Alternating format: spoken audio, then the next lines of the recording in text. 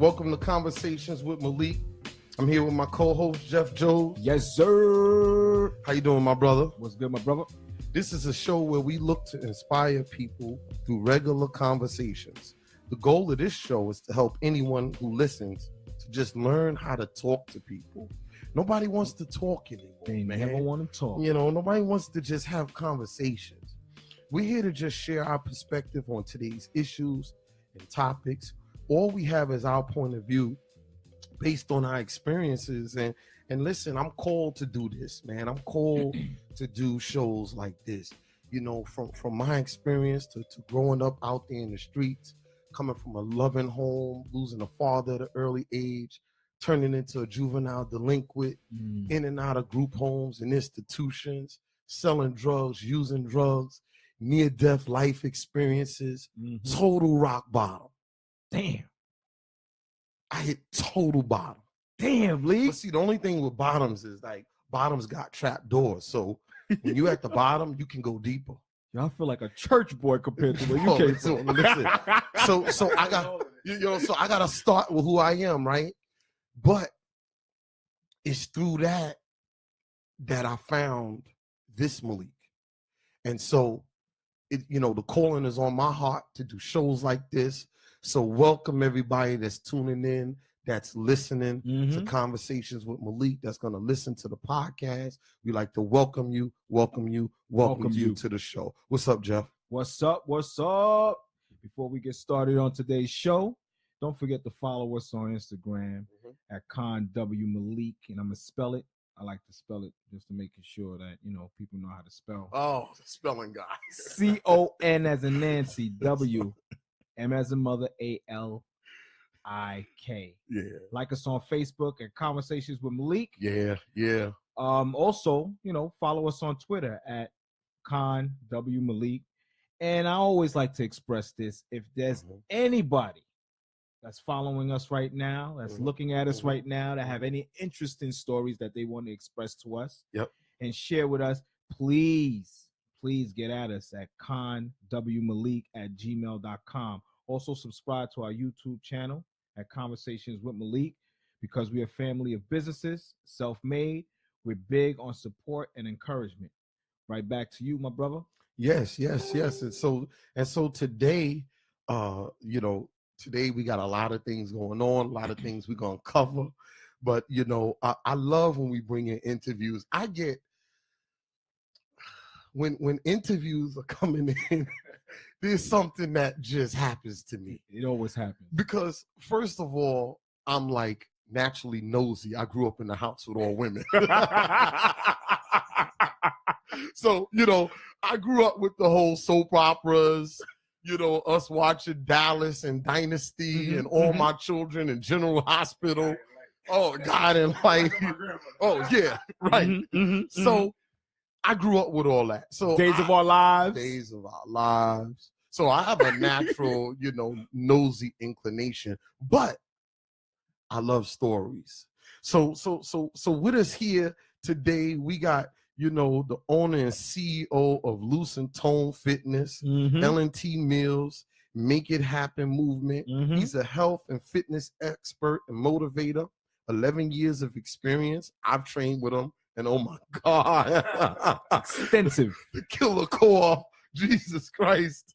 And, he's a certified personal trainer, ACE, American Council of Exercise. Okay, real trainers, not like some of y'all trainers that be tearing people's rotator cuffs because you don't know what the hell you're doing. He's ISCA, International Sports and Conditioning Association degree. We have Mr. Make It Happen himself, Davon Livingston. What's going on, man? I appreciate y'all. Thank you, man. Yo, so how you doing? I'm great. This is my first podcast. Yes. You know what I'm saying? The introduction was real. Okay. That's what we do. That's what we do. It's real over here. Got the lights going. No, I'm good. I'm happy to be here. And let me just be the first to say, like, as soon as I saw this, and Malik knows, and Jeff, I don't know if Jeff knows, but as soon as I saw this, I hit Malik up like, this is a great thing you're doing, bro. Thank you, sir. I text him and let him know immediately. I got on your Facebook, Yes, you tuned in. Yes, I was like, wow, this is some real. real stuff because people need this. We need this. So I appreciate you. Thank you. I thank y'all, both of y'all. Seriously. Thank you. Thank you. Listen, Thanks for having us, yo. Thanks for coming. Really, For real, thanks bro. for coming. Thanks for coming. And so before we get into where you are now, I wanna kind of dive into and give people the framework because I believe that's important. Yes, it is. Right? There's a lot of flossing going on nowadays, a lot of bling blinging. Everybody wants to be Instagram and Facebook king. I talk a lot about, people got more likes than they got money in the bank. There you go. They got more followers than they got principles in their lives. Right? So, before we get into that, listen. Well, first of all, did you grow up in Queens? I grew up in Queens. Yeah? Queens. Born and raised, bro. Born and raised? Yeah. Grew up in Farmers. Queens. Queens. Farmers Bully. That's the L turf right there, kid. I was on Farmers Wagon and Avenue. Hollis? No, Farmers Boulevard and Farmers and Murdoch over there. Oh, OCP. That's my Murdoch. stomping grounds right there. Yeah. Farmers Okay. Murdoch Yeah, right yeah, there. yeah. Farmers between Murdoch and Linden over there. I got exactly where you're from. Yeah, QU. Yeah. Right. Yeah, that was Danger Zone at one time. But yeah, so what was it? Give me the framework of like what was life like for you? Me growing up. Yeah. I grew up in a household. It was myself. I have a older brother, older sister, and a younger brother. Mom and dad. We grew up in the house, and actually, I grew up with my great grandmother. Actually, she lived in the house with us as well. My great grandmother and my grandfather. He was like in the basement, so everybody was in there. So I got to see my dad's grandmother grew up and she passed away when I was like 11 or 12 years old. So I think she was around like 95 or something like that, 96 when she passed away. Wow. So I grew up in a household where we learned a lot of principles and a lot of values and things like that. Okay. Whether it was firsthand or I learned from the negative things that were in my environment, out there and stuff like that. That's really what it was. Kid growing up, like every other kid, wanted to play basketball, run around playing ball, Sports. stuff like that. Sports, into sports, heavy into sports.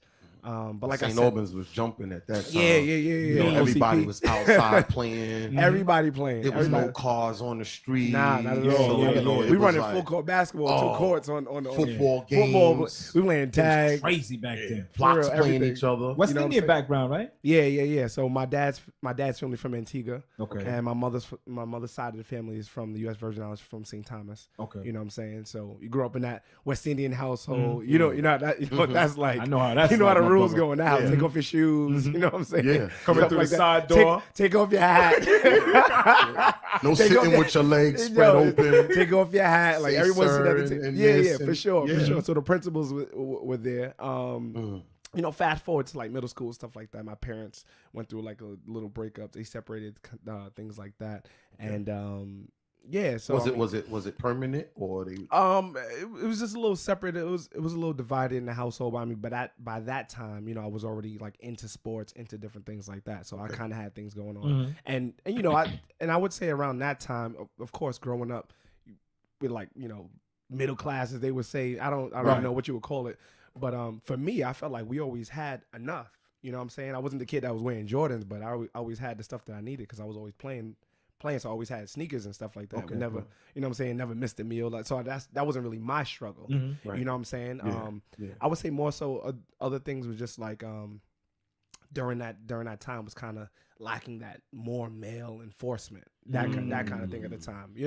So my dad runs his own business. My dad runs his own business. My dad runs his own business. Yeah. My dad runs a contracting business. He's working, so that's where I get the entrepreneurship side from. Gotcha. Oh, okay. You know what I'm saying? Gotcha. Mom's always working, so it really was like when I left out in the morning, mom's got us ready.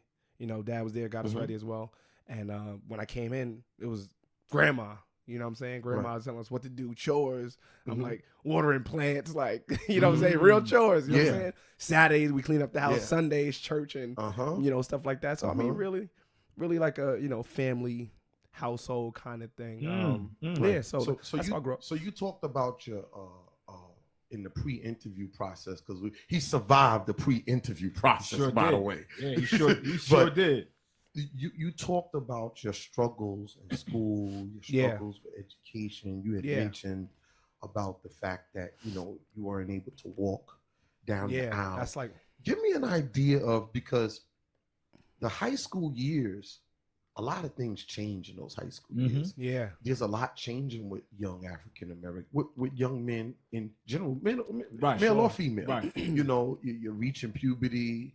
Some of us are getting exposed to sex for the first time. Right. We're learning our sexuality. Yeah. We're learning and we're figuring out our way in the world. Right. Yeah. And that's those years, man, from like 9th grade to 12th grade could really change the game for like 5 to 10 years. So what was that like for you? That at that point, honestly, like I said, I was really into sports at that time. Sports was like my thing. That was like literally my go-to. And like you said, those years are like the molding years, especially in a young man's life. You know what I'm saying? Cardozo High School. Yeah. Shout out to Cardozo High School. Yeah. You know what I'm saying? So very early on too, something I gotta say that really set me up, and something I want to speak about is exposure. Even though I grew up in, that's like district, I'm not sure what district 23 or something like that. And, right. And South Jamaica, Queens, stuff like that, Southeast Queens. Okay. I was in District 26. My mother sent us to school in Bayside. So my zone schools was like, so you went PS towards the Bayside. 46, Okay. MS 72. For those that don't know, that's like predominantly Asian community, stuff like that. So my closest friends was like, you know what I'm saying? My last name is Livingston. If you look at my yearbook, I'm out of Lee's, the Limbs. You know what I'm saying? Yeah. You know what I'm saying? Everyone else is going to 192, PS 36. So you got a chance to be around different so people. it was different. It was different. It was really the exposure. So things was just a little bit different. But then when I come back home, I'll get to see everything else. And if I wanted to be, even if I wanted to be around the wrong crowd, it was like the dudes that was on the block on the corner, like, come on, D, little D, you're not even like about this. You know what I'm saying? It was like that kind of respect, that mutual respect. Yeah, there's a lot of good dudes in the hood. For sure. There's a lot of killers that saved a lot of people's lives. That's a fact. Because they didn't want that for you. For sure. So, like I said, it was just that, for me, it was that exposure. Those high school years, man, like, I don't know, when I got into high school, it was like a whole new world. Now I can I can kind of do whatever I want. My mom and dad's not really on my back now. I'm a little older. Okay. And that's when I kind of started slacking off with the school and the education and stuff like that, and really studying and going hard with the schoolwork. You know what I'm saying? So it was like, at that point. Did you find that it just wasn't interesting? It wasn't as interesting? It didn't hold your interest as much? You know what? Or was it the normal stuff, maybe the drinking the 40s and a little smoking the couple here and there? Or maybe females. Odds. It could sometimes be females that girls stray you away from school. Girls. You know what? It was. I think it was. I think, like you said, it was the interest though. It was definitely the interest, but it was like the other part of it. It was like it was no one doing it really at home. You know what I'm saying? So to be totally honest with you, my dad's dad, my grandfather, right? My paternal grandfather, he dropped out of high school, right? My dad dropped out of high school. My dad went to Edison. He did into carpentry, contracting. He dropped out of high school. My older brother went to LIC high school. He dropped out in probably like the 11th grade. I was the first male in my family to graduate high school. Oh, you know what I'm saying? Okay. And then the first male to go to college. Oh, so you kind of saw other men make it without having a degree. That was one part of it. But the other part of it, when it came to the schoolwork, when the bar's being set, when we talk about setting the bar, right? Okay. You know what I'm saying? If your dad got a master's degree, bachelor's degree, something like that, you're like, oh, I'm going to college or whatever. But you know what I'm saying? If nobody has a high school diploma in my house, none of the men, like, I don't need a high school diploma. Like, education wasn't really pushed in my house. Oh, you know what I'm saying? To be honest, it was like you got to do your homework, but that's not interesting because that's West Indian background. They we like second generation. Yeah, but they're entrepreneurs. You know what I'm saying? So it was like it's a different value. It's different. And then to go back to like my grandmother's day and age, it's like we're not going to school really. They working. They going to work. True. They came in. She went straight to work. Like. You know what I'm saying? No, because my mother didn't finish junior high school. It was about work. You know what I'm saying? So it's okay, you can have the education and possibly have something, or you can make money and buy your family whatever you need. You know what I'm saying? Survival for them, you know what I'm saying? So I guess that kind of trickled down. But you had some responsibilities. I had some responsibilities in the house. So household. That's why I'm saying like the principal side of it was still there. So I was still the respectful kid. You know what I'm saying? I was still the person that had the well-mannered, stuff like that, so I wasn't like the terrible kid in school. It's just like I wasn't really applying myself. You know what I'm saying? I didn't see the importance of it. Honestly, that's what I didn't, other than to stay on the team. Wow. You know what I'm saying? So that was the only reason. It was just passing to stay on the team. I didn't even have to pass to get the girls. Like, you know what I'm saying? Like, you know what I'm saying? So basically, you was just passing to stay to keep playing sports. to keep playing sports. To basically. just keep playing sports. Honestly, that I mean that's really it. I had a girlfriend in high school. She was killing it in school, and it was a little bit of both, man. Like it was like you know, it just wasn't interesting enough. It wasn't. Was that why you wasn't able to walk? Yeah. So when it came to my senior year, I didn't have enough credits to be able to walk. So to graduate. So I was doing night school, like me. Saturday school, summer school, concurrent options, like because we had all 1,000 that back papers. then. I mean, like I didn't walk myself. Yeah, you know? so it was. I got my diploma, but I didn't walk. Right, so I got mine in the summertime as well. Tough. Yeah. A lot of us. I mean, back then, a lot of us, believe it or not, didn't walk. I mean, we wanted to walk, but we just couldn't walk. Let me tell you what I did. Let me tell you what I did. I had did 18 months in juvenile detention, right? And I did good in school there. I was in a place called Lakeside. And I did excellent in school. I was always a good student. Right. The girls used to be mad at me because I used to get 95s, 100s all the time. How'd you do that? Yo, I was just a fluke. but he was really serious. C all the way down. When in doubt, go with C. All the way down. No, but listen, let me tell you something. So when I came home, they wouldn't honor the credits. And so I just said, forget about it. I'm going to get my GED. Because they said I would have to go back to 9th grade. And so you went through all of that. My friends were in 11th grade. So I wasn't trying to go back to Springfield in 9th grade. So I just said I get my GED. Right.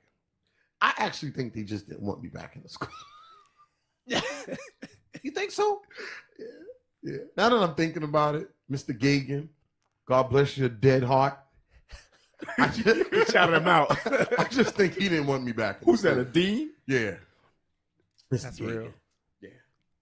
So listen, that's character building though. That's character building. That's character building. That's I got character my GED building, bro.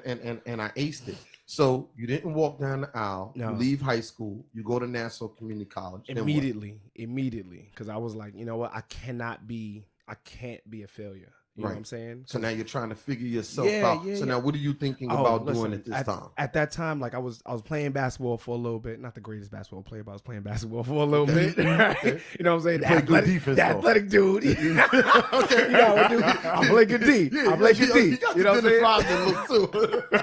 Here we go. You know what I'm saying? So I played sports, and I was on this team in my school, in Cardozo High School, called the fitness team, and pretty much you had to compete in calisthenic events. Okay. My freshman and sophomore year, I played JV basketball. My junior and senior year, I was on this fitness team with the hopes of getting my athleticism. I'm like, I'm going back senior year, and I'm a join the team. But I actually end up excelling on the fitness team, and I was actually ranked #1 in the nation. Wow! At a regional meet, I ain't put that in there, but okay, at a regional meet in California. So it was like a bunch of teams from California, Pennsylvania, New York. It's all over, but the regional meet was in California, and it was actually sponsored by the Marine Corps Youth Foundation. So I was ranked #1, like the #1 person. Our team that year probably came in third. It's like a track meet, you know what I'm saying? So you can place #1. But your team could still come in like third or fourth based on the points. So I was actually ranked #1 in the country. Wow. Out of everybody that competed. So it was probably like 1,000, 1,500, 1,800 people. Was you surprised when you was ranked #1? Nah. I mean, no, I worked for it. I worked for it, bro. Yeah, see, you never trained. You never trained with him. No. If you would have trained with him, you wouldn't ask that question. I wasn't. You know what? Honestly, I was not surprised. I remember that year, actually my senior year, we was in practice. This is like 2 weeks before the regional meet. I'm in practice. We going hard. That's when I started. I was the guy carrying around the gallon of water, like my senior year, like ripped. If we get some before and after pictures, we got to put those up. Whoa, like how I look then. Like junior high school to high school. Whoa. But yeah, no, I was like that dude. I had sprained my ankle like really bad. Like the physical therapist that saw me, was like, wow, if this would have been a break, it would have healed faster. Oh. You know what I'm saying? That's what he said about my ankle. Sometimes. So I was doing sit-ups with one leg. You know what I'm saying? I couldn't practice the running. I was still doing the pull-ups.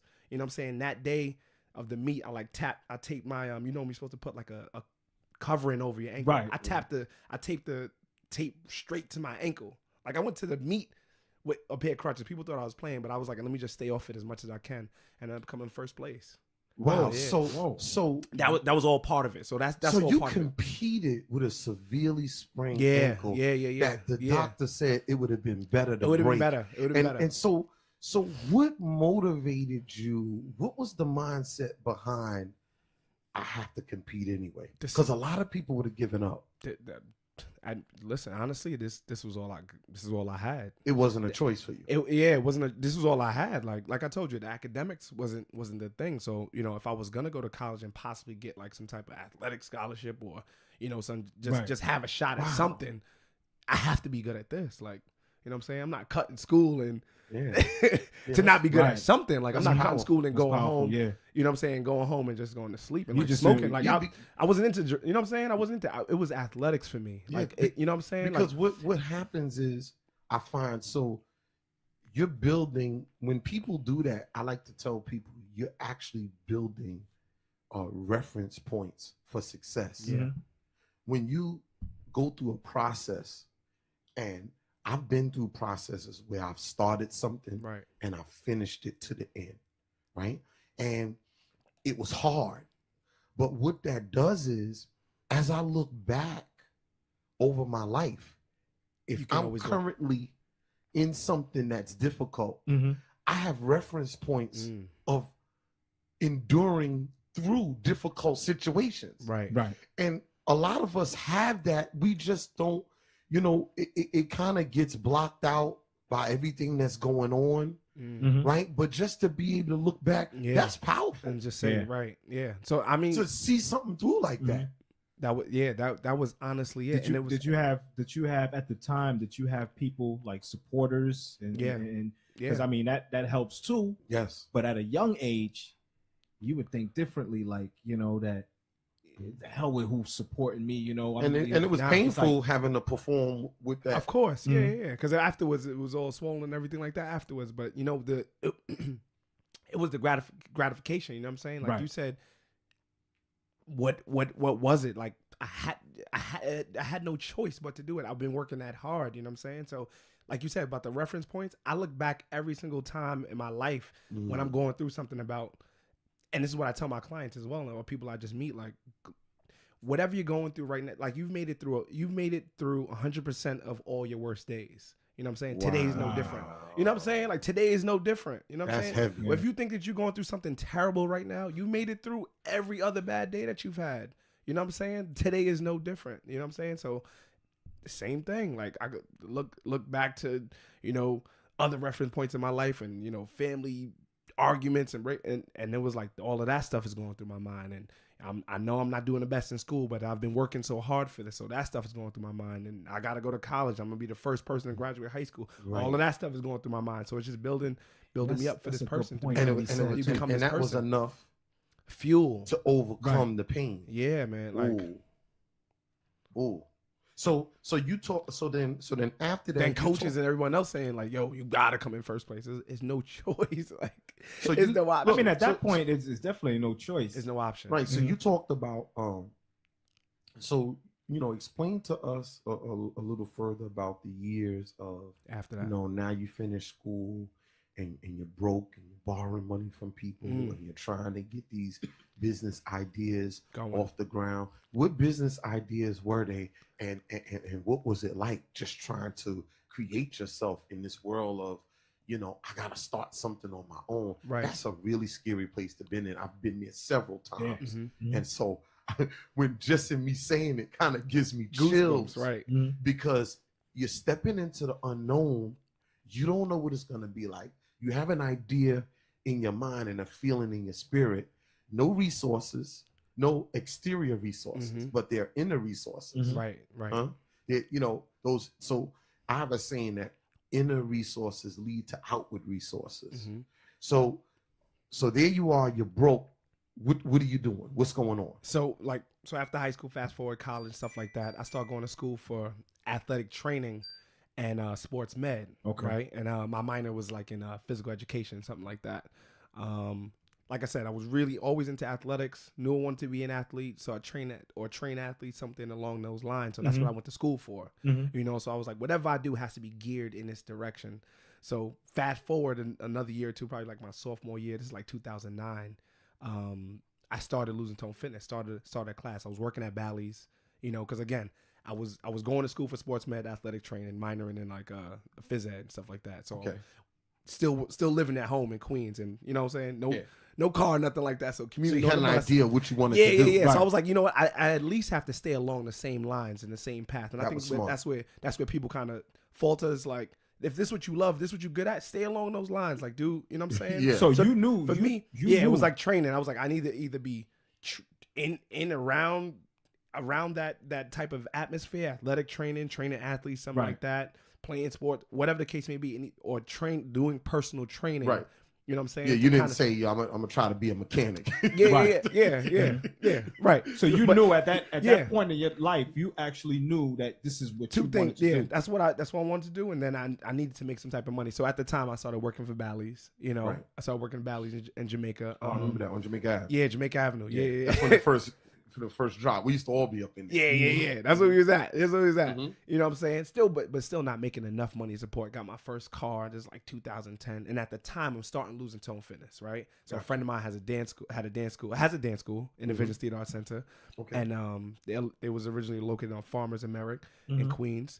And they had like a kids class there. So here's the and a friend of mine gave me this idea. So it's 3 things. We'll talk about this another day, but I'm about to hit you with a jewel. But it's the gift, the grind, and the genius. So the genius was that she had this kids class, right? 6 years old, 7 years old. All the moms used to hang out in the lobby during that time, and the other class was free. The other studio was open. So I was like, listen, I want to start this class because I'm training. I'm at all these different locations training. I want to start a class in my neighborhood. Right. You know what I'm saying? Because I'm learning all this stuff, but I want to apply it to my neighborhood. To your neighborhood. You know what I'm saying? So you already want to give back. Yeah, I want to. You don't even have much. I want to give back, and not for nothing. At the time, looking back on, I spoke to my mom about. We speak about this all the time. I'm at my mom's heaviest weight. She was like 320 pounds, something like that. Wow. You know what I'm saying? On the cusp of hypertension, diabetes, things like that runs in my family. So I was like, I'm learning all this stuff in school. Now I want to bring it back home. Gotcha. You know what I'm saying? So that's really how it started. It's like a passion, labor of love, even though I love to do it. But at the same time, you still not making no money. Like, I'm still not making enough money. Because like I said, I just got a new car. I'm putting myself through college now. You know what I'm saying? That's the other thing. But yeah, around that time, we started the class, but I started the class, but it was slow. You know what I'm saying? I had a car note, and stuff like that. And at one, like, I remember that year specifically. I remember that those year. Days. Here's another reference point. I was going through something with my girlfriend. Oh man, that was another reference point. I was going through something with my girlfriend at the time, and I had quit Bally's. I was working at another gym. I had quit. I was working at Export Fitness now. This is like 2 years. This is like 2010 now, something like that, right? Car note and everything like that, and Carno bought a brand new 2010 Honda Accord, whatever. Carno crazy. Just was hot back then too. Insurance through the roof for like a 21-year-old. You know what I'm saying? Please. I think I was paying $800 to drive that car. More than the car note. Car note was like $375. Insurance $420. Right. You know what I'm saying? Right. I just wasn't making enough money, yo, I was the person like borrowing from my friends, like. You know what I'm saying? I had to borrow from but was it also lessons, like, do you look back and see that, because a lot of us, some of us, we might grow up with business people around us, but they don't necessarily give us the time to show us the ones and twos. Yeah. So you had entrepreneurs in the house, but some of the lessons, and even if you grow up around business people, which I did, we were doing things the wrong way, but I learned economics, but I learned it on the streets. Right. Yeah. But I learned it. That's why I'm able to do the things that I'm doing now. Yeah. But you don't experience it until you have to actually experience it yourself. Right. Right. And so, I'm pretty sure at that time you had your little pitfalls. Yeah, this was the learning point. This was the learning curve for me. This is kind of where everything really came. So that was like the backstory, but this is where everything came full circle right here because now I was working at multiple gyms, man. I told you, I was at Bally's, I was at New York Health and Racking on 50th and Madison because one of the managers from Bally's left. He was like, "Come over here, it's more money." Right. But it was like the hours are crazy. I'm still going to school. I'm commuting. You know all what I'm saying? over the place. Yeah, all over the place, right? And I started working at this gym, Export Fitness, right? And go back to what you were saying. And I hope anybody from Export not watching this. But when I started, it's all right, man. Listen, you got your name on the show. Right. You good.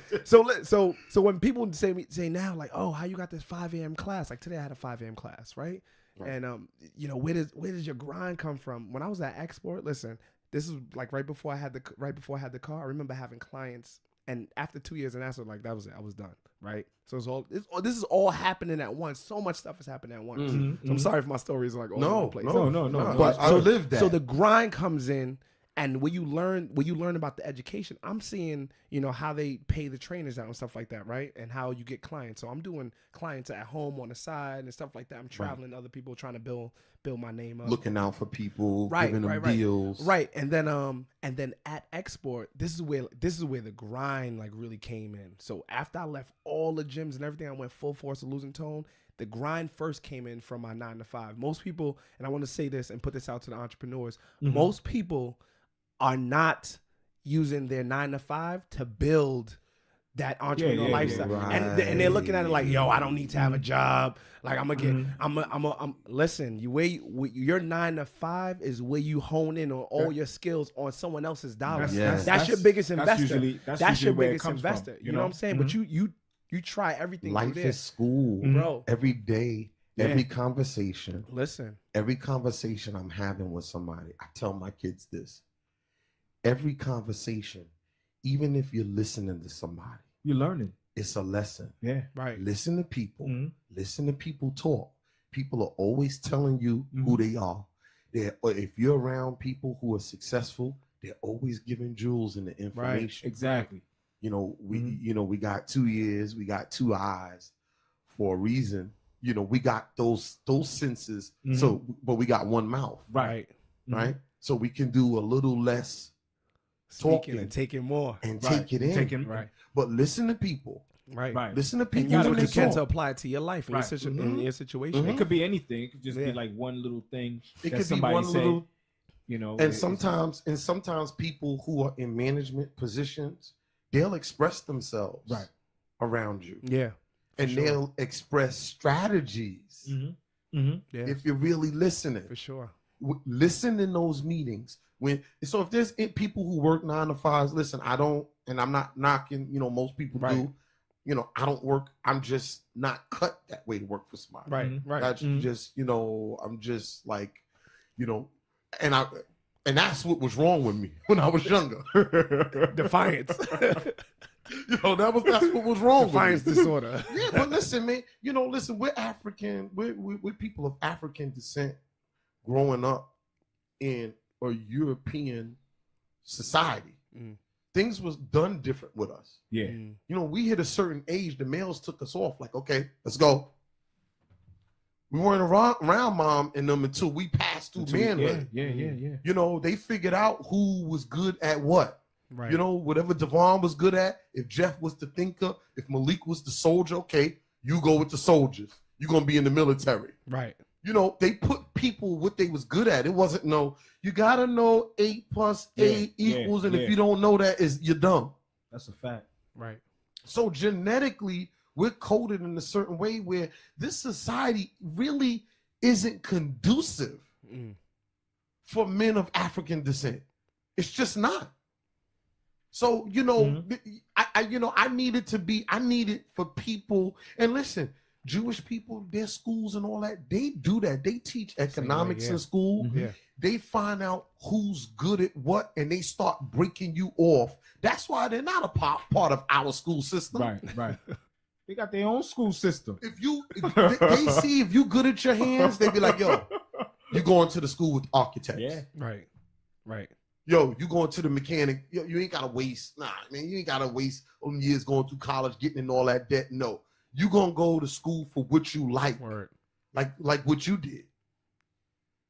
That's key. That's important.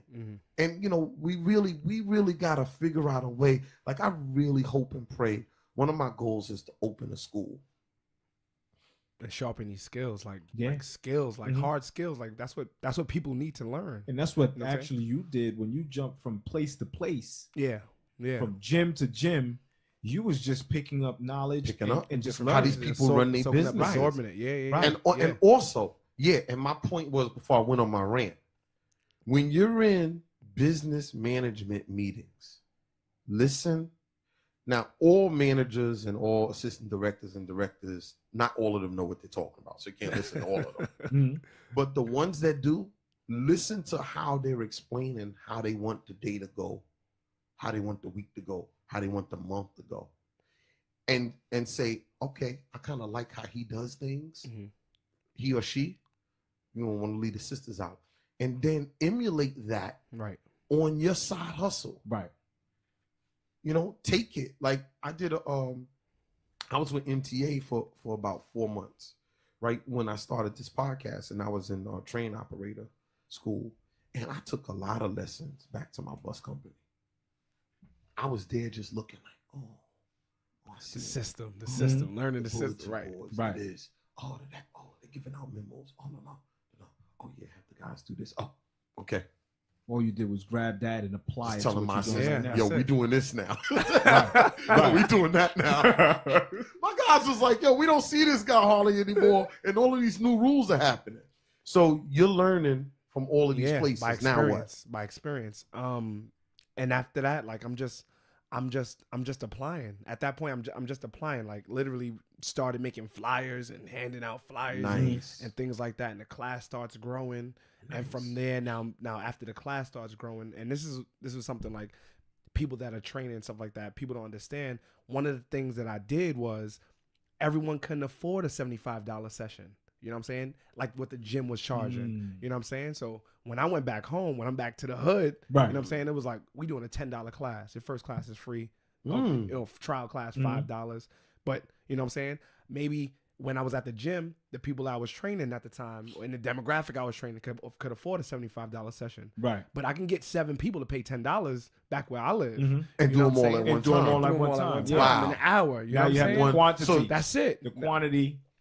You have the quantity. And now those 7 people, each one of them know one or 2 people. So now I got 14, 21 people in the class. And is this around the time where everybody's like coming to gyms trying to lose weight? This is around that time. Yeah, this is around that time. You know what I'm saying? This is like pre MMA, UFC type stuff. This is before that. So you was with the wave of everything. This is before that. You were the wave. You were one of the pioneers with all of this. I remember specifically one of my friends I was training. He was like, "Listen, when you leave here, the fitness market is gonna boom," and sure enough, it did.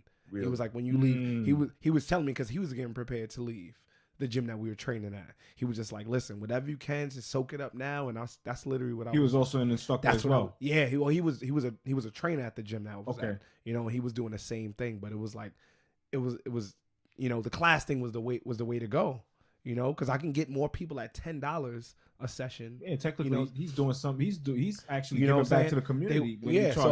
So these people are coming in. Now you're faced with a lot of challenges. You're faced with people with health issues. Yeah. Davon, people are coming in, to you. Different ailments. Different ailments. And socio-emotional. Yeah. Yeah. So you lack of low self-esteem. Right. Don't feel good about themselves, taking prescription medication out the wazoo. You're more than just a trainer. Right. You're a therapist. I hear them talking to y'all. You're a therapist. You're a social worker. You're really jack of all trades. You wear different hats and everything at this point. But the key is everybody's a different human being. There's no one cookie cutter. That's true. Exactly. How do you handle when people first come to you? How do you make diagnosis? And we're here with Davon Livingston.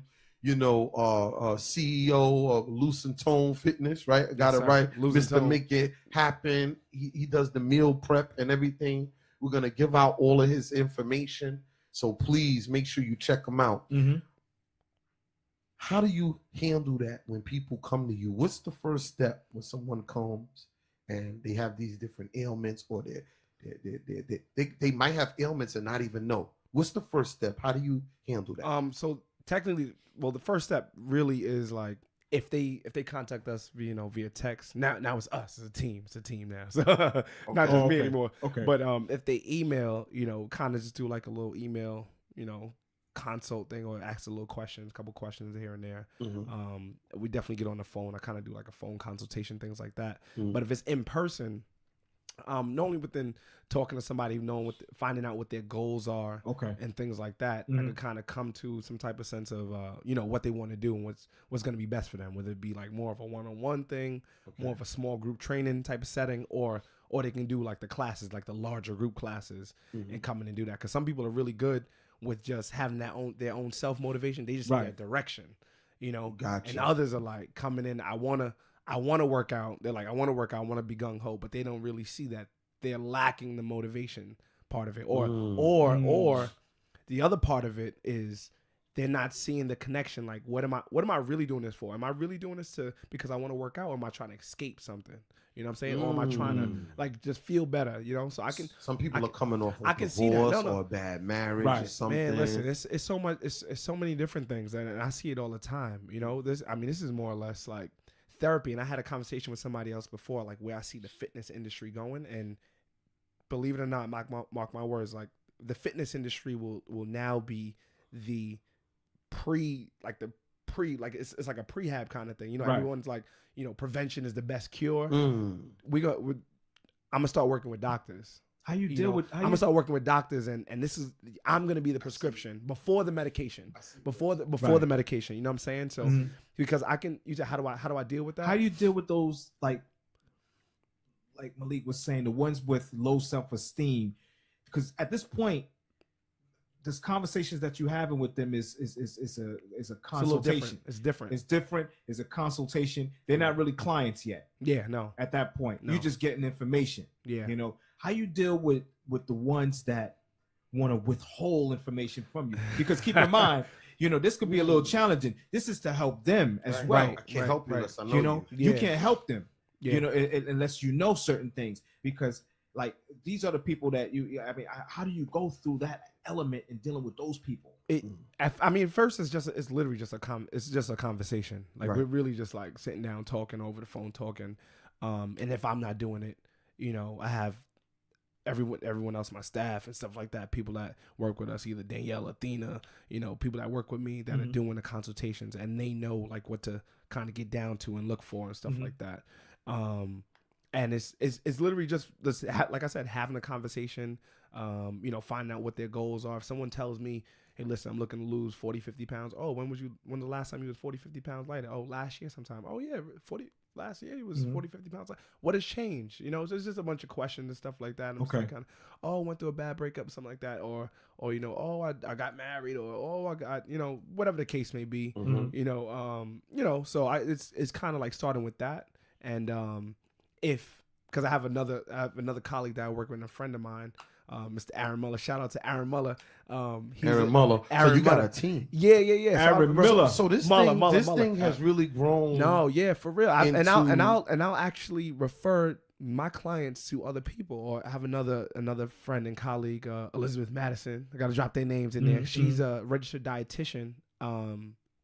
And she's actually managing her own like 125-pound weight loss, and she has like a spiritual approach to weight loss. Because I tell people all the time, I'm not a nutritionist or dietitian. You know what I'm saying? So I can't literally give you a meal plan. You know what I'm saying? No trainer is actually supposed to be able to do that. Like you can't give a meal plan. No, legally, not by law, you can't. You know what I'm saying? So it's really more or less recommendations that we'll give you. You know what I'm saying? So if you see you eating too much starch or something like that, it's like cut back on that. Try this. Okay, you know, just recommendations. I can give you recommendations, stuff like that. But if someone really needs help, I'll refer them out to someone else. Like I've done it before. That's wise. You know what I'm saying? I'll refer, because when it's too much, because a lot of, you know what, and like you said, it's not cookie cutter. You know what I'm saying? And not everything is for everybody. My approach may not be the best. Right. So, my approach may not be the best. Or you may come to me and start doing my class, and it's like, no, you really need more hands-on, one-on-one type of approach. So is that the attitude that helped you to build Try to take on, Tone yeah. Fitness Yeah. into what it is, where you have different people, because I'm pretty And sure different approaches, right? Yeah, so I'm pretty sure you were at a point in building this. Now you're attracting people to you. Yeah. Now your classes is getting bigger. Yeah. I remember hearing the buzz about you. I've been at gyms and seen you Yeah. doing your thing, and people coming up to you after, everybody wanting to talk to you. I've literally like seen you walk through the gym and people be like, "Oh shoot, he got the class today," and that, that before I even met you, that meant that means a lot. So, I've been on the treadmill and two girls next to, oh my goodness, he's the best. Okay, we got to check him out. So you're building that rapport through what? How did you build that? Through good business practice? Yeah. Look, how did that happen? Yeah, you know what? And we went because everybody wants it, but they don't want to do the integrity to get you there. Oh, let's get to it. Right. Let's talk about it. Mm-hmm. Very early on, like, I'm not gonna lie, like you find out a lot and you learn a lot as a trainer, especially coming up and doing certain things, and everyone sees like, oh, you're a trainer, like you can show off your muscles and girls like you and all that other kind of stuff. Yeah, that's cool, but then after a while, it's like, all right, and I'm trying to build my business, and how am I gonna use that to my advantage now? You know what I'm saying? To build a brand. To build a brand and a business. You know what I'm saying? Right. This is a business at the end of the day. So I mean, how I did it was more like grassroots. It's like texting, staying on top of people, but it's your charisma, it's characteristics. It's just being. It's gotta be. Is it because you really care? Yeah. Like you're really emotionally invested in your clients? And my clients, yeah. You know what? And sometimes it comes off kind of hard, like, oh, you don't care, like. But it's almost like a parent. I see it as like, I know what's best for you, so I come off kind of hard. But now, like when you say now, I think the most important thing, especially with business, building a business and scaling and going to another trajectory, is kind of taking a step back and like looking and assessing, what am I doing right now and how am I doing it and how can I make it better? And seeing what your weaknesses are, so it's almost like a SWOT analysis. Doing inventory. Yeah. So I'm like, okay, do you hear that? Doing inventory. You got to see, you're only as strong as your weakest link. You know what I'm saying? You got to see where the chinks in your arm at. So it's really like people don't want to look at themselves anymore. That's why we're doing this show. That's why we do this show. Nobody wants to look at their faults. You got to look in the mirror and really see. And bro, we all have enough of them. Right? Yes. It's like how many of us are willing to really like peel back the layers and get down to the bottom of it? You gotta evaluate yourself. You know what I'm saying? So have you kind of? Can you give me maybe one or two scenarios where you might have lost a client or did wrong by a client or had to say, hey man, I could have did that a little different. How you practice business? In the approach, yeah, definitely in the approach and the way you speak to people. Definitely. I had a client, actually had a male client. This is when I was doing like more home client stuff, driving around house to house. And stuff really? Like that. Yeah. Oh, you was on your grizzly grind. Oh, bruh. Going to cribs? Going to cribs. Yeah. You have to travel far, or? Yeah, I had like a tag. See, all of this stuff. We need another podcast. Like, wow. Before the Honda had like a 07, 02 Jetta, whatever, 5-speed, bruh. With the muffler on the back, house to house, with the resistant bands. Every time I hear the word Jetta, it does something. 02 Jetta, bro. Like, oh my goodness. I got it from an auction in Patchogue. I have a lot of experience. That was a very popular vehicle back in the days. A Jetta? 02 Jetta. The leather seats. Oh my God. You couldn't tell me nothing. My man had one with the rag top. It was me. Oh, rims on it. Me. Word. I used to ride around him all the time. He used to play do the Humpty Hump over and over. At the rag top one? Rag top. Me. He had the cabriolet. Bro, One of me. those? Yeah, Me. Woo. Yeah. We could do that. So he was in a Jetta going door to door. Yo, door to door, man. Hustling. Some people got roaches in their house. Nah, I never did the roaches, bro. I never did. Never was stretching and a little mouse run by like. This is our last session. This will be our last session. So you're going Mr. back, Jones. So you're going back to the person that you was helping. You was working with a client. Yeah, I was working with a client, man, and it was again, like I've learned. Yeah, to go back. We digress. Yeah. But I was working with a client, and I think he wasn't seeing the results that I wanted to see or something like that. And you know, I kind of was like, and this is when I only knew one way. And this is what's so important. And you know how they say like, oh, the customer's always right. And no matter what business you're at, you have a certain practice, right? So like you're like, well, it's my way or the highway kind of thing, no matter what kind of business it is. But it can't be like that, especially when you're in a service business. You know what I'm saying? Like if you're selling a good, it's a little different because it's like it's the only product I got. Right. You know what I'm saying? I'm not doing this water and blue because it only comes like this. It's a service business. But a service business, and this is another thing that people need to know about, especially if you're getting into specifically training or health and wellness, stuff like that. You have to know how to approach different people with different attitudes, different tones. Right. It's not one size fit all. You got to be almost like pragmatic in your approach. What works for Jeff doesn't work for Malik. What works for Davon. You know what I'm saying? You got to, and this is stuff that I'm still learning to this day because sometimes I still see it, but now I know how to check it. You know what I'm saying? So he took it. He took it the wrong way, and he was paying a lot. My man's paying like $80. Did he want his money back? Did he want a refund? Bro, listen, I mean, how does it got ugly? No. It would never get to that. It got, plus, I was a little bigger than him too. So. Yeah. I mean, in that much shit, I will choke you out in front of y'all. I'm still a trainer. I'll put you to sleep. Yo, we used to put cats to sleep in the hallway. In the full Nelson. Yeah, full Nelson. But no. Again, like, listen, this is my early years, bro. I remember it was like, I don't know. I think he must have gave me like $800 for 10 sessions or something like that. Wow. Right? That's what we okay, was good paying customer. $800 for 10 sessions. This was like.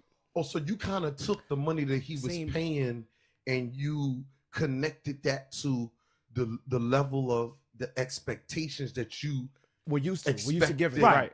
to see from him, right? Because if you're paying this money, you must be that serious. And but also now we're not getting the results. And also if you hire me, then you expect to do it my way. Exactly. Like, you know what I'm saying? You're hiring me. It's not the other way around. Gotcha. So but like you said, it's never one. But it's never one approach though. That's the thing that we got to remember. It's never one approach though, because they're still hiring you. They're still hiring. I can still fire you. Wow. You know what I'm saying? So it's it's a slip. It's amazing you said that. I saw businesses you're going hiring me, but you can still fire me. Yes. Like, you know what I'm saying? Like the customer may not always be right, but they always spending the customer's the one always spending their money. Exactly. You know what I'm saying? The customer's always the one spending their money. You're not just getting money from the whether they right or wrong, they spending their money. Whether they're right or wrong, they're still spending their money. So you have to find another approach or something like that. Or you just have to say no. You know what I'm saying? But at the time I wasn't in a position to say no. So financially, you were still learning flexibility. Right. So early on in entrepreneurship, listen,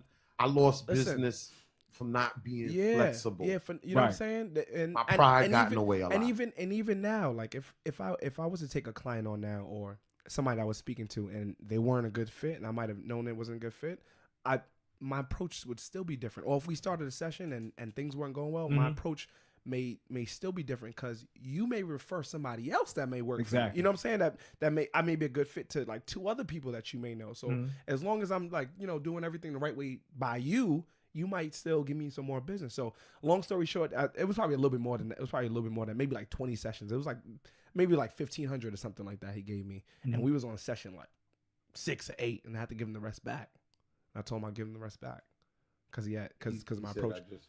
Yeah, like it just didn't work. It just didn't work for him. Wow. Right. You know what I'm saying? And like I said, at the time, I was not in a position to be able to be like, oh man, because not for nothing, that money was spent. Wow. So that money was spent. Sure. Like I'm not gonna lie, that money was spent. Somebody not like said now. To me the other day, the money was already gone. He gave me $1,500. If he gave me $1,500 2 months ago, 59 days ago, the money was spent. So if he telling me on session 5, like I'm really like, bro, I ain't got it. Yeah. I gotta go work to go get your money. Right. You know what I'm saying? Yeah. So I need somebody else to pay me so I can pay you. That was a hard lesson to learn, and now it's like, you can't do that. But I mean, if that didn't happen then, it'll be 15 grand later on. You know what I'm saying? Right. So like, it's a great good thing I learned it then because I mean, now it could be so much more. Great you know what I'm saying? It could be so much more. So. Bottom line is that it's not one size fit all. You got to be aware of your clientele and how you can change your approach a little bit and to reassess. To go back to what we were talking about originally. I constantly have to reassess and look at the weaknesses in your product. Right. So somebody had asked me the other day, they were saying to me, they said, "Yo, Malik, man, you're doing so good, man. You own several businesses, this and that. I want to leave my gig, man, and work for myself." And I said, I understand the sentiment of what you're saying. I said, but I work for everybody I provide a service to.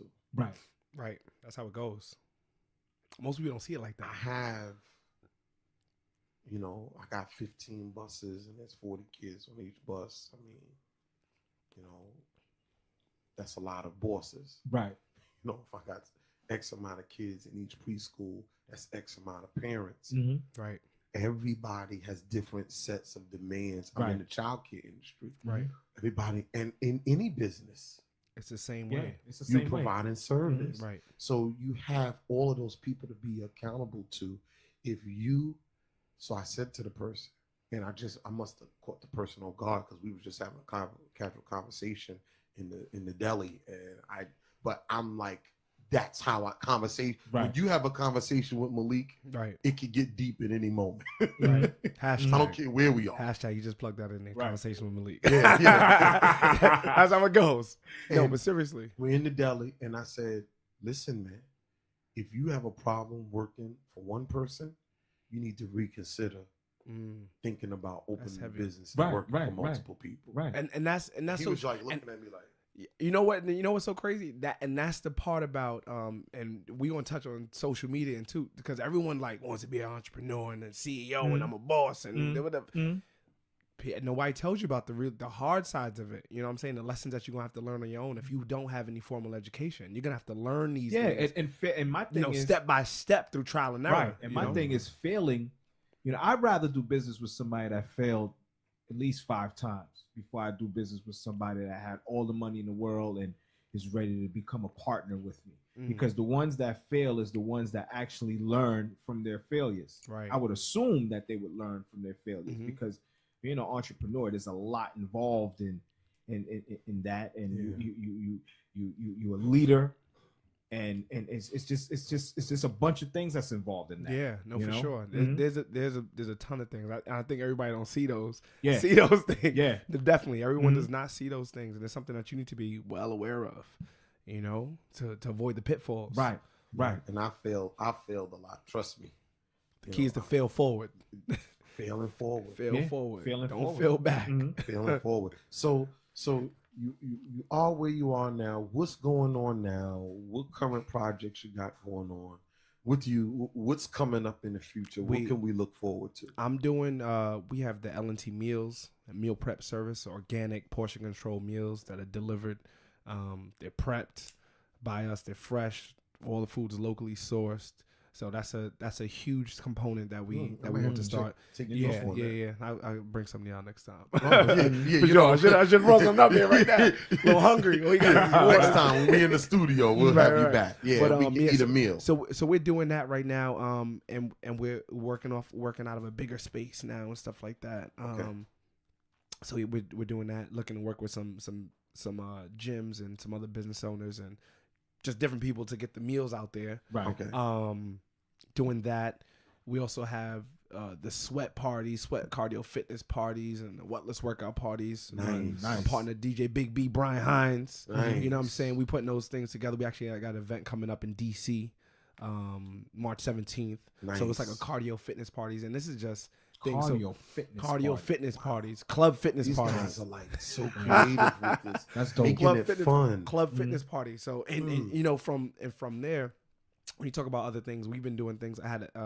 We have a contract with the Queensboro Public Library, and we doing these in different libraries around Queens, and they're doing contracts with them and doing it and bringing health and it just making it fun, making it more of an experience, and just exposing kids. So right now we have like teens, we're doing little boot camps with them and stuff like that. That's one of the things that I'm doing right now, trying to do more stuff like that, more corporate kind of work, contracts with that. Because again, health, especially with the juvenile diabetes, things like that, that's an epidemic right now that we're not really talking about. But it's, congestive heart failure is one of the number one killers of Yeah. African American my people. mom. You know what I'm passed away. saying? My mom passed So away. diabetes. That's Oh, my condolences, bro. Yeah, not You so know. long ago. So Yeah. yeah. So I mean, these things are real. You know. So Yeah. health is wealth. Yeah. Like when people say it's not cliche, like it's for real. You know what I'm Wow. saying? On top of all this entrepreneurship and being successful, it's like you got to really take care of yourself.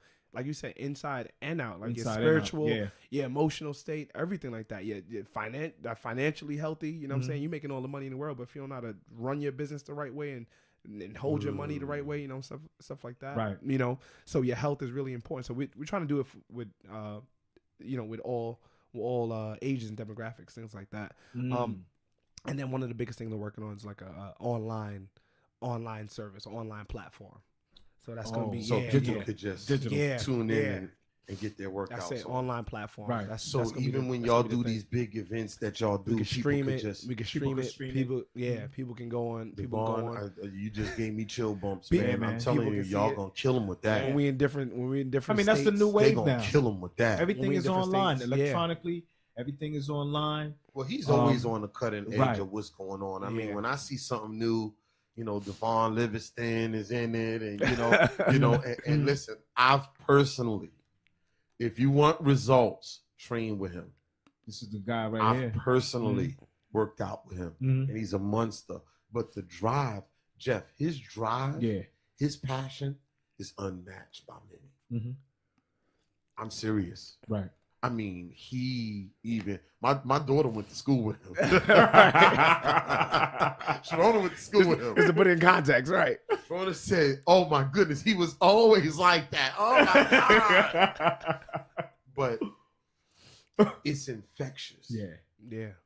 I mean, he just keeps going and going. And you can see how much pride he put in his business and how much pride he put towards even helping other people. Yeah, man. Yeah. So when you give, people have helped me, bro. you Like give, you you got, get. yeah, for sure. You know what I'm saying? When you give, you get.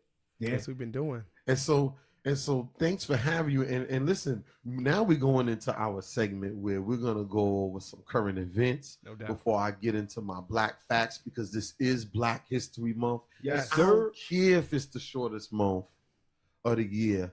Black history is all year long because we live Black history and we experience Black history every day. And some of these inventions that I'm talking about is, you know, these are things that we do every day. So I don't want to hear that no more. Black History Month. Yeah, shortest month of the I don't year. want to even I hear mean, it no more. we want to hear that. We're a little too sensitive as people. It is what it is. You know, we gotta stop being so sensitive.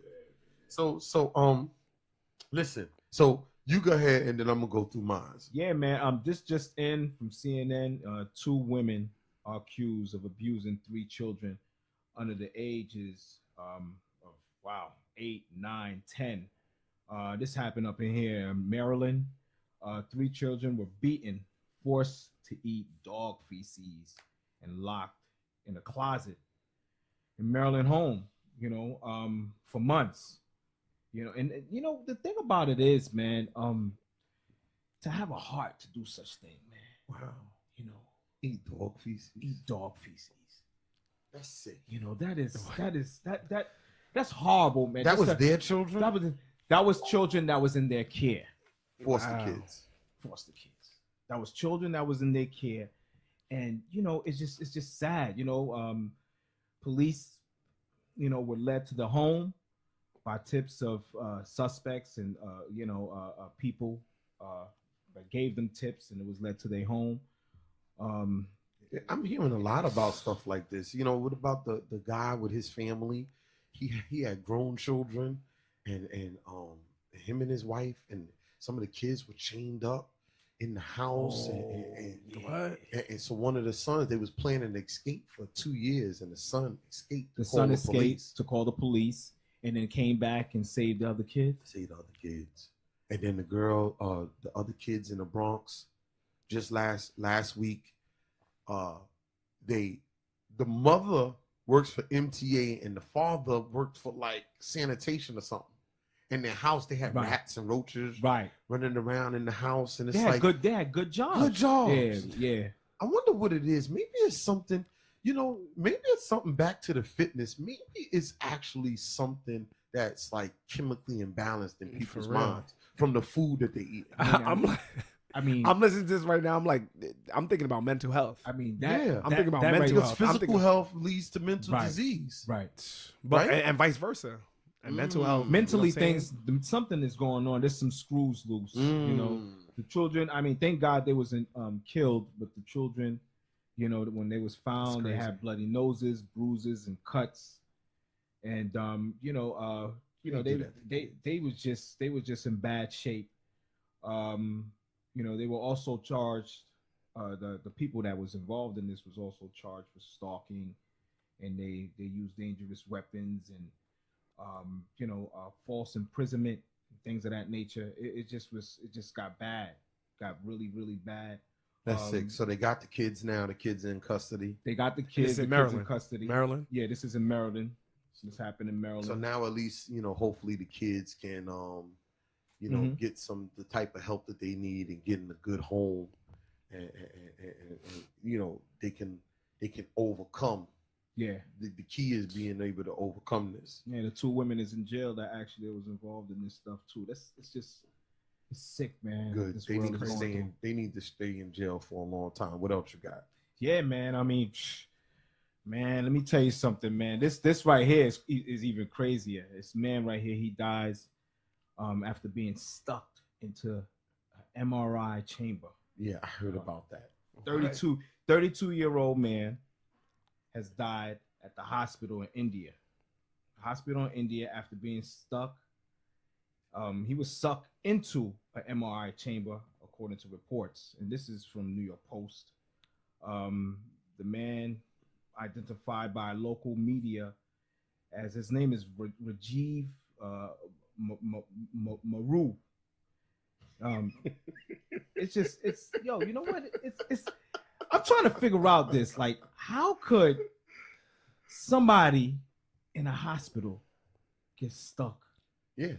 He worked there, or he was there with his grandmother. He was there with his grandmother, and he was holding the oxygen tank. Right. And they cut on the MRI machine. Right. When they cut on the MRI machine, nobody's supposed to be around in the room with metal like that, because it pulls metal. It pulls right. Right. Wow. So it literally pulled him through the air all the way into the room, and he got stuck. But he got but his hand, got sucked in. When it pulled it, his hand was like stuck in and it just pulled him through the air like a movie. They couldn't save him. What? They couldn't save him. Bro. That's a tough way to die. Yeah, very, very tough. I don't know if he died immediately. No, he actually died when he died. He didn't die right away. No, I'm saying like as he's being pulled into this thing and he's in it, he was being suffering. pulled further. Did it just pull the magnesium magnesium out of his face? You know what's crazy? It's too soon for jokes. It's too just soon. Too soon. I mean, it's I'm sorry. Too soon. Look, God bless his family. God bless his family, man. That's that's negligent. Somebody should have told him he should have been in the room. And the police said hospital employees, including doctors, who allowed this to happen. They all arrested. Arrested? All of them. Oh, that's India. All of them. That's India. Arrested. Yeah. No, that's India. Because it was negligent, Yeah, that's India. Nah. And last but not least, we got we talked about this in our other show, but so Larry Nassar from USA Olympics gymnastics team, this guy for years, over 20 years, sexually abusing these girls. Wow. All of the girls that we known to love, Gabby Douglas, Simone Biles, all of them, right? Mm-hmm. That were performing. Think about this. When we were rooting for these girls, they were being sexually abused by a predator. Think of the mental conflict. Wow. They've been training all their life to be gymnasts. Mm-hmm. This is the Olympics. That's the biggest stage there is. Right. So they're being sexually abused, which is the worst thing that can happen to any team, right, male or female. Then, not only that, they have to perform At the highest At the level. highest At the level. highest level. highest Right. level Mhm. against the best athletes on the planet. Right. And then they used to run over and hug him because it's like tradition. You hug the trainer. Mhm. And I swear, even my kids say, I used to always say, yo, that guy is a weird looking dude, man. I used to say that about Larry Nassar. I never Him saw in those beady glasses. I would have never thought that. He used to be the dude on him and the fat dude. It was him and another It was fat him dude. and a The chubby fat guy. dude is real Yeah. nice and Right. real.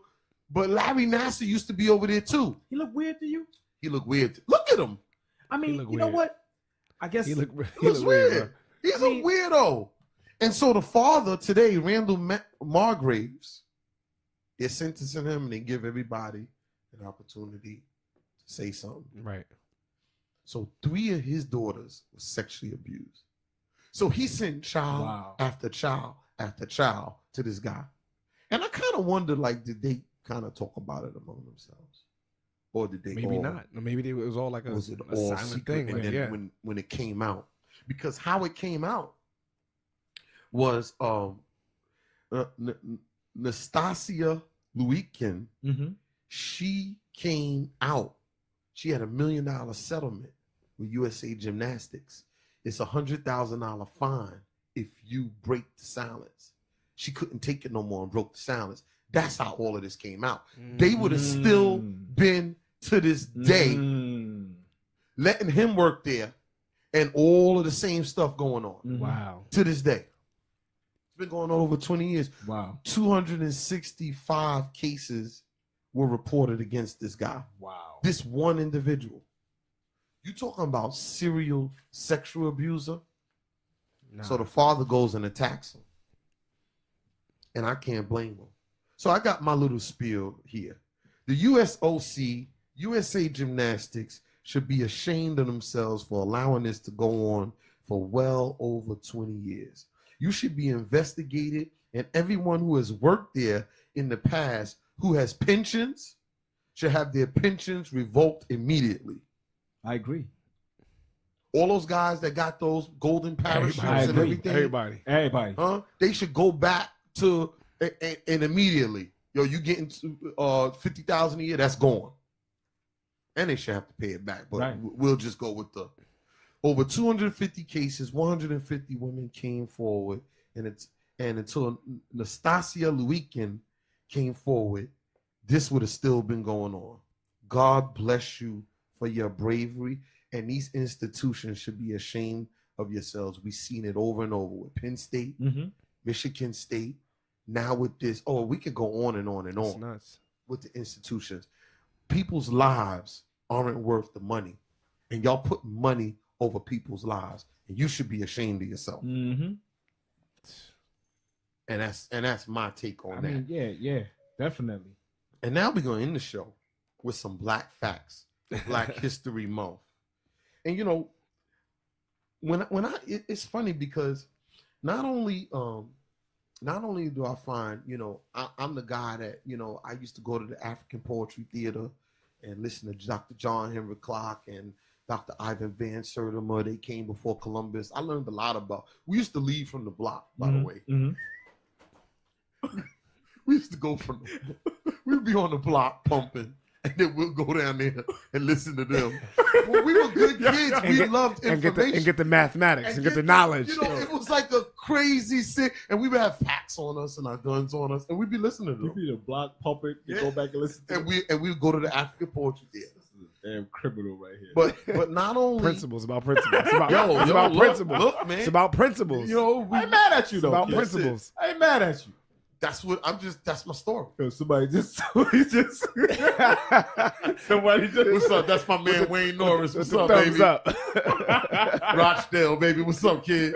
Yeah, we're gonna have him on the show. Him and the Life Camp and Eric Ford and them are doing some Oh, wonderful no doubt. things. Yeah, yeah. Man, and he's really involved. We got to figure out a way. We got, we were talking yesterday. We got to get him on. He wants to come up on the screen, so we got to figure that out. How we can interview him Yeah, on we got Facebook to Live, do that.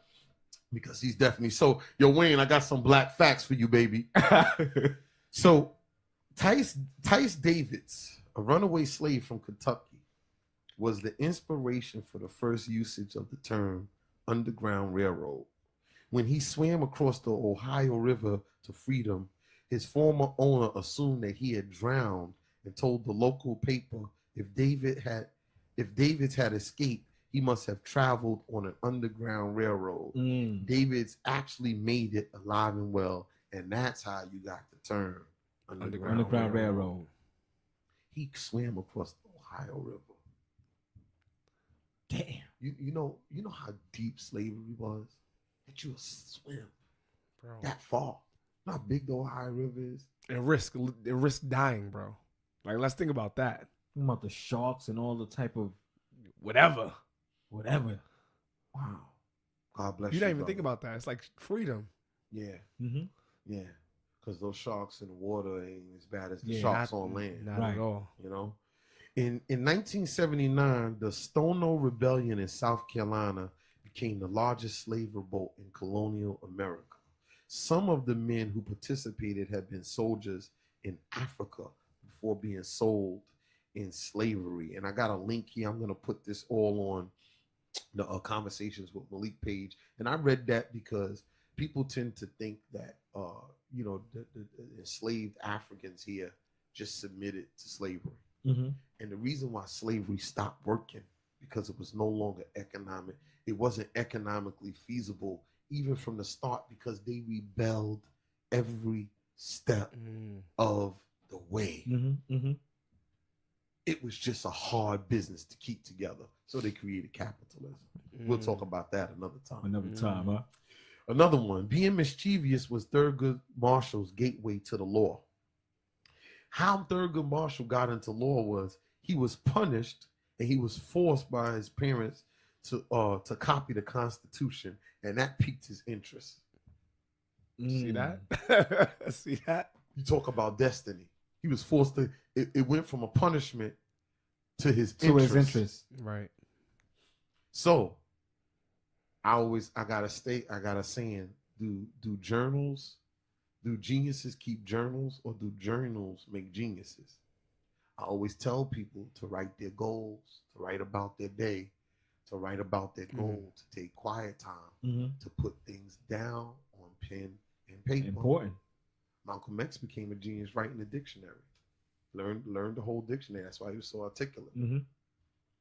Mark E. Dean, I got two more. Mark E. Dean, if you ever own the original IBM personal computer, you can partially credit its existence to Mark E. Dean, born in 1957. So this is something more current. Right, I wanted to give some current ones. Mm-hmm. The computer scientist / engineer worked for IBM, where he led the team that designed the ESA bus. That's the hardware interface that allows multiple devices like printers, modems, and keyboards to be plugged into a computer. Okay. This innovation helped pave the way for the personal computer's use in office and business settings. Dean also developed the first color copy monitor.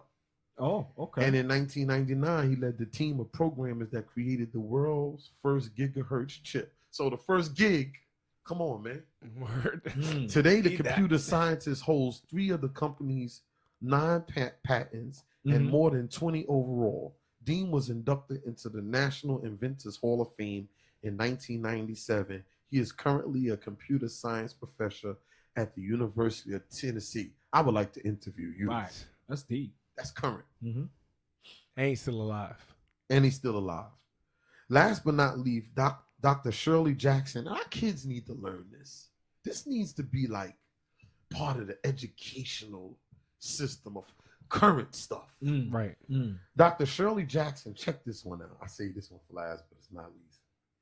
She's a theoretical physicist who currently serves as the president of Rhine-Nassau Polytechnic Institute in Troy, New York.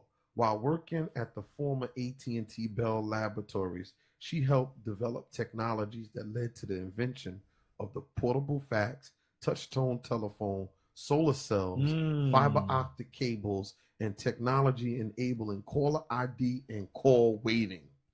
Jackson was also the first Black woman to graduate with a PhD from MIT. Wow. She created the call ID, huh?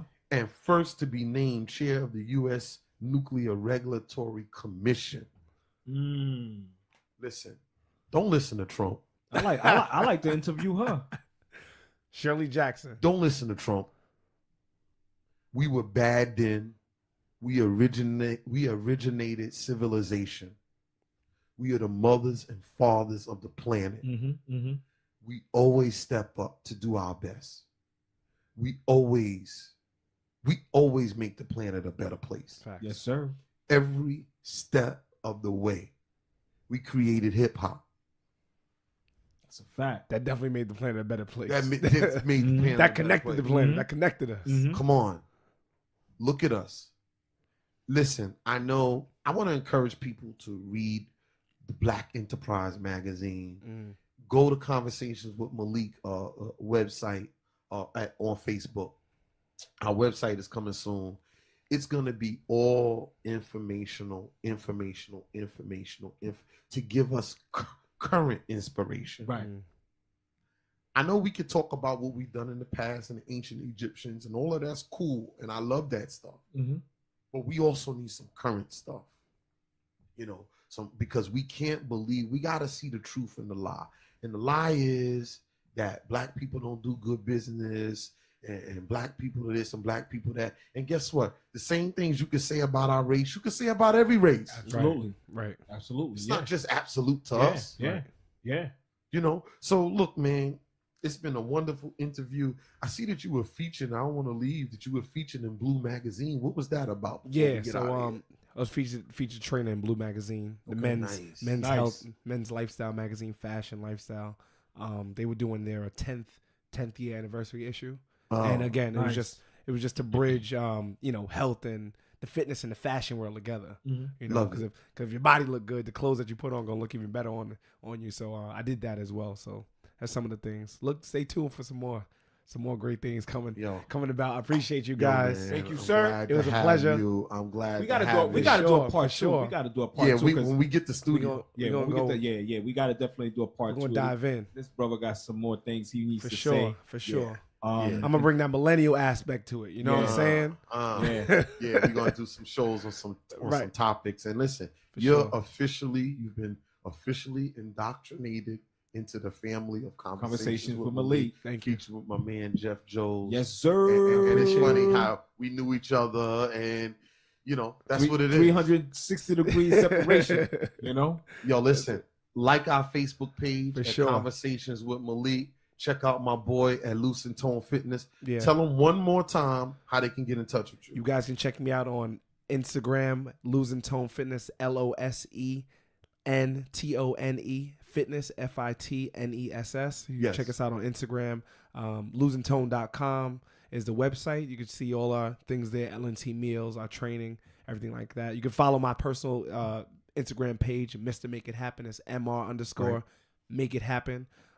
Check us out. Come to a class. Tell them Conversations with Malik sent you.